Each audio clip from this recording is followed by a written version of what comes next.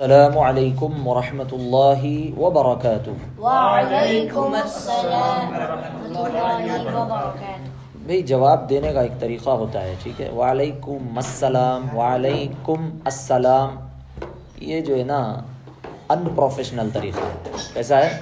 ان professional طریقہ۔ کیا مطلب؟ ابھی سیکھ کو نہیں گھر کو سلام، ٹھیک ہے؟ سلام کرنا بھی سیکھنا ہے اور سلام کا جواب دینا بھی سیکھنا ہے۔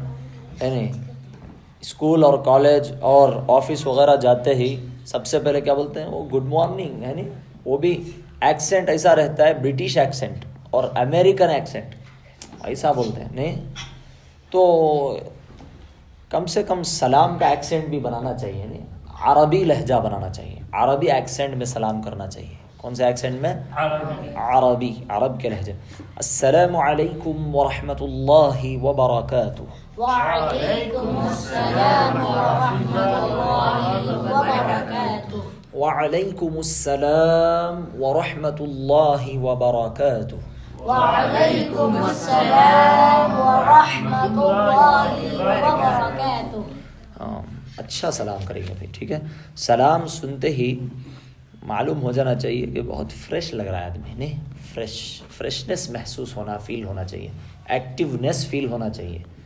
چاق و چوبند، ذرا اس میں ڈال لو، وہ یہ نکال لو، اسپیکر نکال لو۔ ہاں ویری گڈ، بہت اچھے۔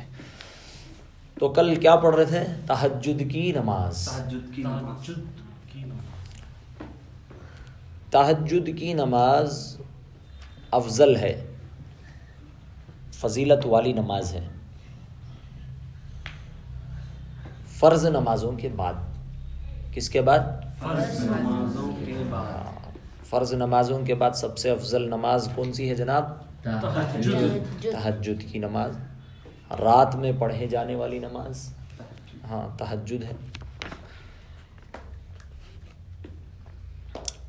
رسول اکرم صلی اللہ علیہ وسلم عام طور پر 8 رکعت تہجد پڑھتے تھے بھی۔ کتنی رکعت؟ 8 رکعت۔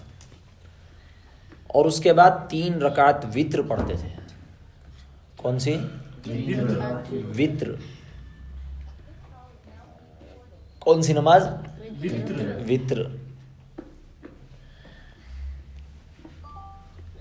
اور 3 رکعت وتر اور 8 رکعت تہجد کتنے ہو گئے بھی؟ 11۔ کل کتنے رکعت ہو جاتے ہیں؟ 11۔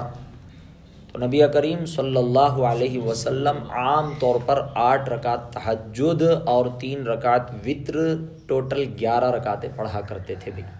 بات سمجھ میں آ گئی؟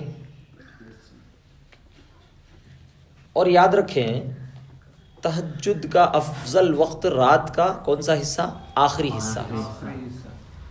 کم از کم 2 رکعت پڑھنا چاہیے، زیادہ سے زیادہ 8 رکعت پڑھنا چاہیے۔ کم از کم 2 رکعت، زیادہ سے زیادہ 8 رکعت پڑھیں گے۔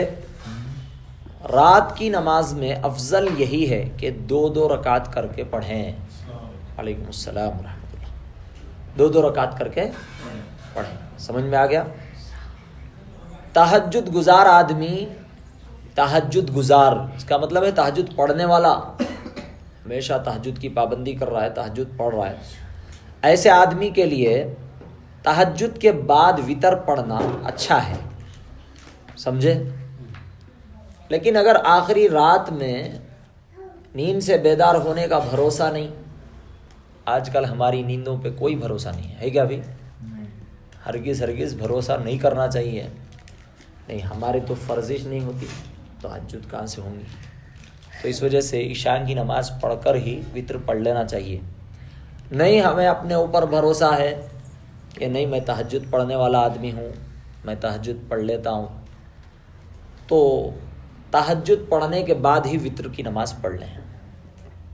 سمجھ گئے؟ وتر کتنی رکعت ہوتی ہے بھائی؟ 3 رکعت ہوتی ہے۔ تو بھروسہ نہ ہو تو کب پڑھیں وتر؟ عشاء کے بعد پڑھ لیں، عشاء کی سنتوں کے بعد، تاکہ وتر قضا ہونے کا اندیشہ نہ ہو، وتر کے قضا ہونے کا اندیشہ نہ ہو۔ اور ایک بات یاد رکھیں، حضور اکرم صلی اللہ علیہ وسلم وتر کی نماز میں پہلی رکعت میں سبح اسم ربک الاعلی یہ سورت پڑھتے تھے، یاد ہے؟ کیا نام ہے اس سورت کا؟ سورہ اعلی. سورۃ الاعلی، سورۃ الاعلی. اور دوسری رکعت میں نبی کریم صلی اللہ علیہ وسلم قل یا ایھا الکافرون پڑھتے تھے.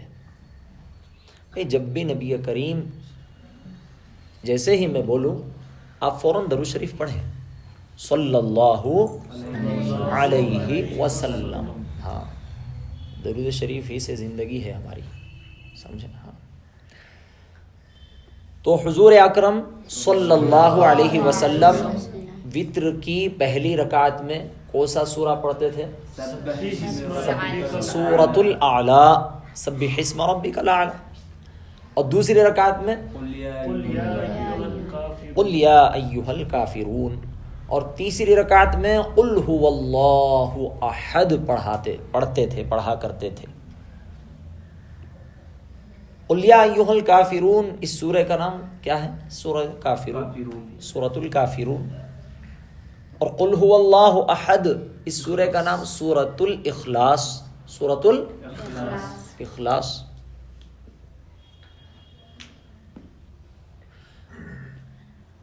اگر کسی کی تہجد کے وقت آنکھ نہیں کھلتی، یعنی بیدار نہیں ہو سکتا، بھروسہ نہیں ہے، بیدار مطلب بیٹا نہیں اٹھ سکتا، نیند میں سویا رہتا ہے، اٹھنے نہیں ہوتا، اسے بولتے ہیں بیدار ہونا. ٹھیک ہے؟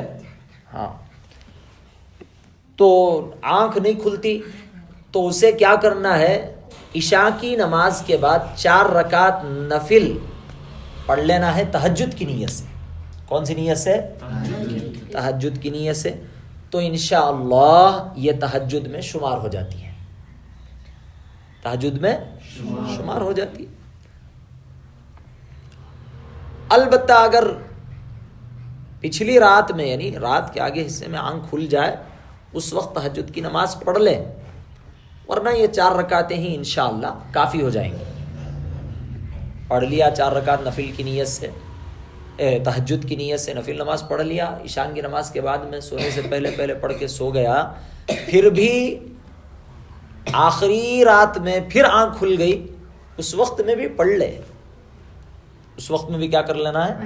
پڑھ لینا ہے. بھائی نہیں پڑھ لیا، نہیں کھلی آنکھ، تو الحمدللہ تمام تعریف اللہ ہی کے لیے ہے. انشاءاللہ اللہ نے چاہا تو تہجد کا ثواب اس میں بھی اسے مل جائے گا.